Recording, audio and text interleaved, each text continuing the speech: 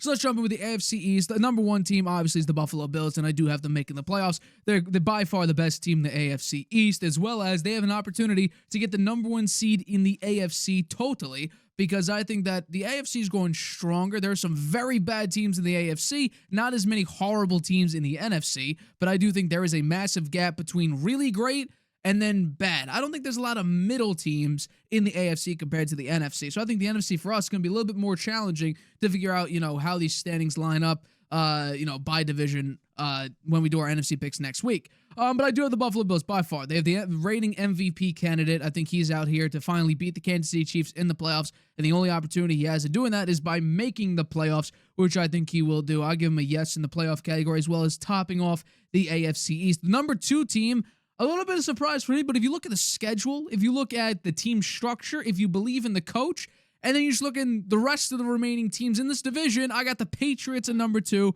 and I do not have them making the playoffs. I really debated putting them in as sort of a dark horse candidate, but you got to look around the AFC and realize there's a lot of really good teams, and the Patriots are just getting there. They're not there yet, but they're close enough. They're too new of a team. All the draft picks, basically, from 2021 to 2024, 95% of them are gone, including a person who got released today, former first-round pick Cole Strange just got released. So Bill Belichick's picks, again, as we all thought, congratulations. About 95% of them are no longer on the team anymore. But yeah, the Patriots are getting there. I believe in their coach. I believe in their quarterback. I love Travion Henderson pick. He's already, the first play of preseason was a kick return touchdown. Love that. Ramondre Stevenson has a fumble issue, so by getting this running back, who I think at some point, if he's not already, will be the running back one for this team. Team. I think it's a great pickup for the New England Patriots, drafting him, I believe, in the second round. I got the Patriots in number two spot. They're still growing. They're going to get there. They're not there yet. I have them in number two. Number three, Miami Dolphins. This is basically because you have really good play and really good potential for 70% of the season. And then what happens? Most of the country puts on a sweater. Tua, Mike McDaniels, this team gets ice cold. So you have Tua playing well when it's warm out. These are the numbers. This is not opinion. These are just straight facts. When Tua doesn't play in sub 50 degree weather, you have if he doesn't play in sub 50 degree weather, you have a pretty good shot at winning those games. But the only issue is the games that matter the most are in December, back end of November, December, and then January.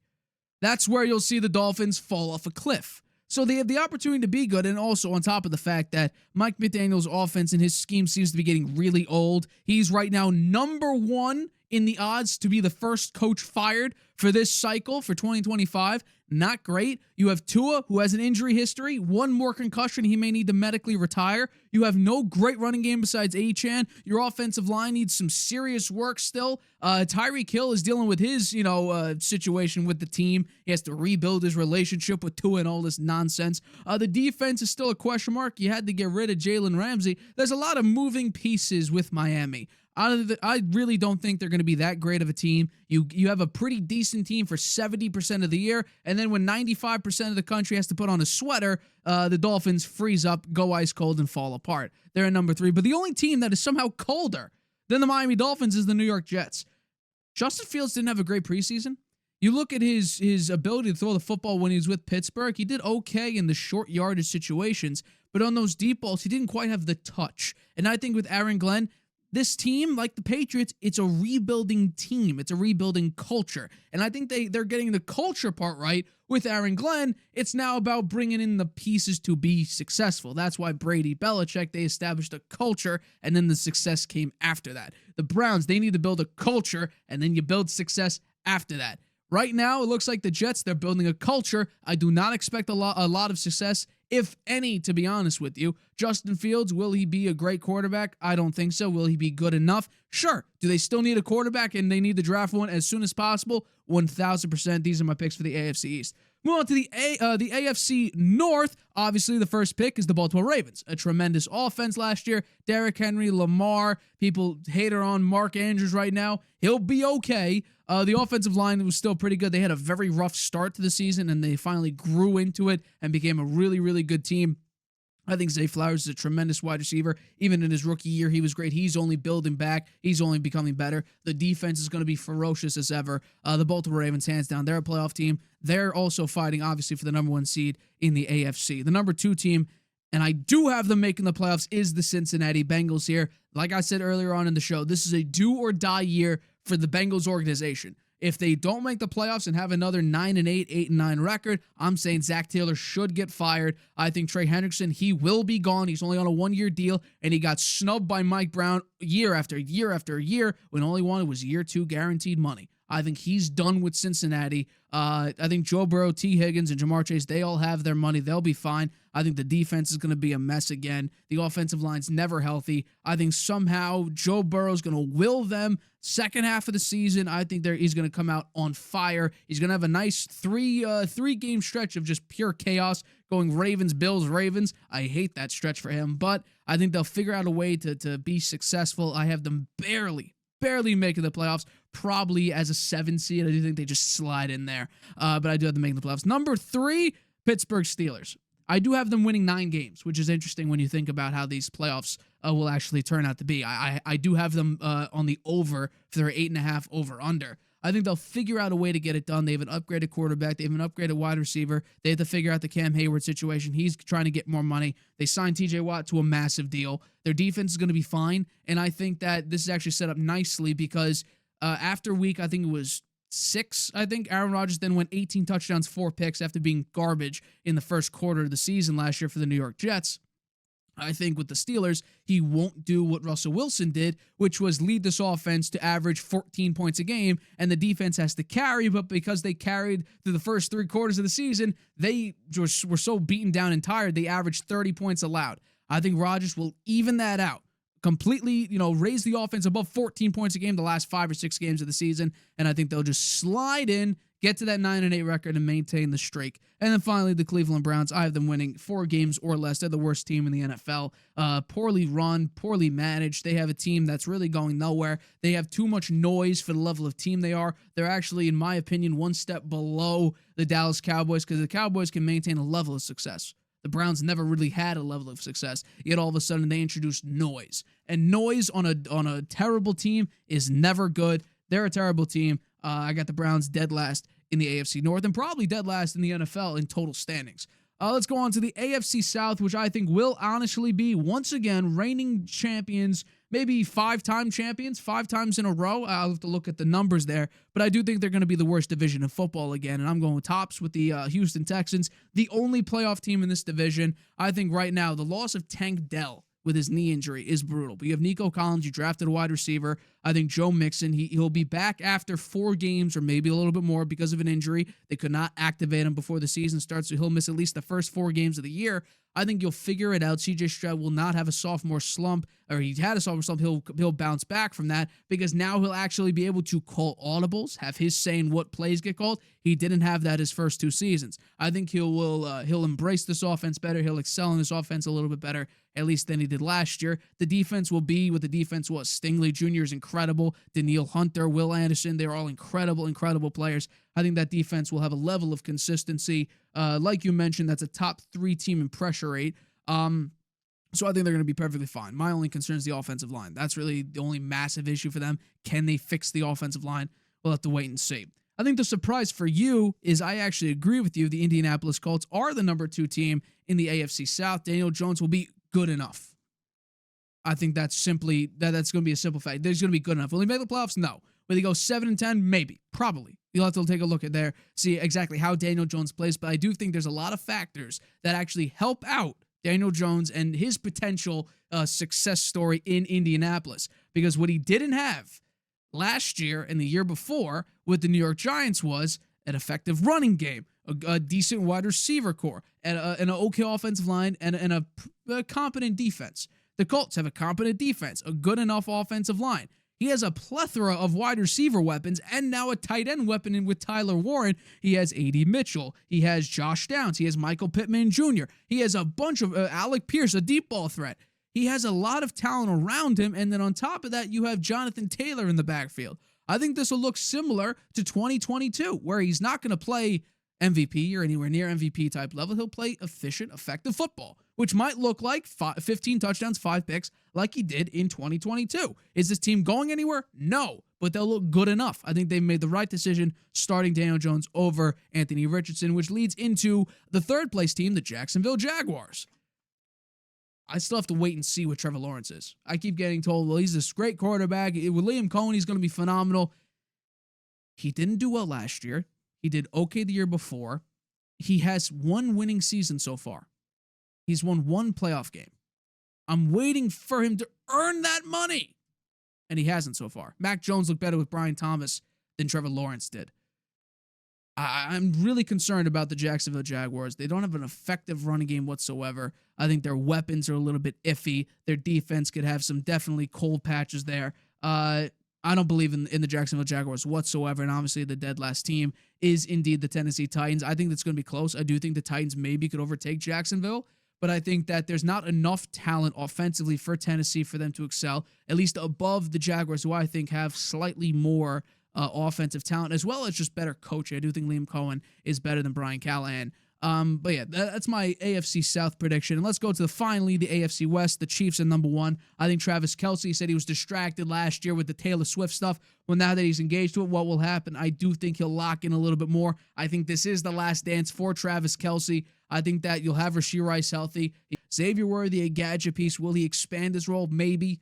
Maybe not. Who the hell knows? Offensive line, you got Josh Simmons. I think that's a great draft pick for you. That's what I predicted in my mock draft months ago, that they would draft Josh Simmons late in the first round, which they ultimately did. I think that this team is going to be good enough. I do not think they're going to win every one-score game on crazy circumstances. I mean, my God. I don't believe that they're going to do that. I think they're going to be good. Will they be tremendous? I don't see it personally. I think they're going to be good enough to at least win the division. Number 2 team, the Denver Broncos. This is a team that could have won many more games, because all you have to do, if you flip the one-score games, they're 15-2. The next highest teams, if you still do that, flip that, the 12-5 Buccaneers, Ravens and Bengals, the 11-6 Bills, Packers, Chargers, Jaguars. The Chiefs would have been 5-12. So this team, with a rookie quarterback, was able to win 10 games, but could have won 15 games if the one-score games were just flipped. Their defense was insane. Number 1 in points per drive allowed. Number 1 in touchdown per drive allowed. Number 2 in punts per drive forced. Number 3 in red zone per drive percentage. They were number 3 in that. And in yards per drive, they were 5th. This defense was insane last year. And I do think with the addition of Hufanga, I think the addition of Greenlaw, those are massive pickups. This defense is lethal. I think this is going to remain the same tremendous defense. Vance Joseph, another year with the Broncos, is going to do another tremendous job. And I think with Joe Lombardi and Sean Payton, they're going to do an even better job with Bo Nix this upcoming season, because they added a serviceable tight end in Evan Ingram, who wasn't that bad with the Giants. He wasn't great. But with the Jaguars, he was actually pretty good. And I think that the fact that the Broncos were that close to winning 15 games, if you just flip the one-score games, and especially the one where they were going to beat the 10-0, 11-0 Kansas City Chiefs. They were right there in field goal range. They kick a field goal and it gets blocked. Are you kidding me? I love these Denver Broncos. The defense is going to be great. I think the offense is going to be even better because they let go of Javonte Williams, which was a tremendous thing. Because last year, they did have the number 1 run block win rate team. And on non-Javonte Williams runs, they were number 1 in short yardage conversion, number 3 in 3+ yards before contact, number 5 in yards before contact per rush, and the 5th lowest stuff rate. With them, Javonte Williams ranked 45th out of 47 in rush yards over expected and 46th out of 47 in percent of rushes to gain more than expected. He was a nothing factor. So they couldn't run the ball effectively with him out there. They got rid of him. Now, instead, who they have as starting running back? They got J.K. Dobbins, who, again, don't love. Didn't do great with the Chargers. I love the R.J. Harvey pick. I think he'll be a massive X factor for the Denver Broncos. I got them at number 2. And another team that's sneaking into the playoffs, because I don't love the injury, Rashawn Slater's injury, the Los Angeles Chargers barely get in. My only concern, and I talked about this after the horrible playoff loss last year, where Justin Herbert played terrible. I think he had, 4 interceptions in that game, is Greg Roman. Greg Roman, the Baltimore fans wanted Greg Roman kicked off there. I argued he was playing into the system, which was a run-first system. When you have Justin Herbert and not great running backs, you had Gus Edwards and J.K. Dobbins last year. And albeit, you did okay, you did all right, But Greg Roman's off. I brought up this graphic before. Greg Roman loves running the football. Ground and pound. It's perfect for Jim Harbaugh, but he loves ground and pound. The only issue is it hinders the quarterback's performance, because if you look at these pass offensive ratings and then the record when they rush for under 100 yards, it's bottom 3 or bottom 5 in basically every single year. The best year was 2021 Baltimore when Lamar Jackson having a tremendous year. But you take a look at it. That 3-3 record when rushing for under 100 yards in 2011 for the 49ers, those were their only 3 losses during the regular season. So if your offensive coordinator is Greg Roman, you need to run the ball effectively. Otherwise, you're going to win about 30% of your games if you run for under 100 yards in a game. So I don't love the fact that Greg Roman is the OC. I think it's going to hinder Justin Herbert. And then we all look at, he had 4 interceptions during the regular. That's great. But when you couldn't run the ball, the offense stalled because you have a run-first, run-heavy OC. And you have a tremendous talent of Justin Herbert, who I think is now a B-plus quarterback who hasn't ascended into the same category as a Herbert, Allen, Mahomes, Burrow, even Jalen Hurts. He hasn't ascended. I think Justin Herbert right now is closer to being in that category than Herbert is, because he has an OC that is run first and not focusing on developing Herbert to being a part of that category. I could be wrong. Also, having Quentin Johnston doesn't help when he drops every pass, but I do think the Chargers are barely going to get in. I think that the injury to Rashawn Slater is brutal, because then you have Pipkins, I believe his name is, who was garbage last year for them. He started a number of games at guard. He was one of the worst guards in the NFL last year for the Los Angeles Chargers. So I think they sneak in, but barely. And finally, I love the Omarion Hampton pick, by the way. I thought that was a great pick. I believe I might have had that in my mock draft. They need to run the ball effectively. It's as simple as that. If you don't run the ball, the level of success says, based on Greg Roman-led offenses in his career as an OC, you're going to win 30% of your games. Simple as that. And finally, obviously, Las Vegas Raiders. Although I do have them winning. I think their over-under was 6.5. I do have them winning the over. I think this is going to be a very difficult division to succeed in. But the Geno Smith, don't love that. Kenny Pickett backup, don't love that. The offensive line, don't love it whatsoever. Defense, outside of Max Crosby, who else you got? Brock Bowers is great. Jacoby Myers wants out. So it's, what are you going to do? Pete Carroll, I don't love it. But yeah, those are my AFC predictions. Oh, we're exactly the same.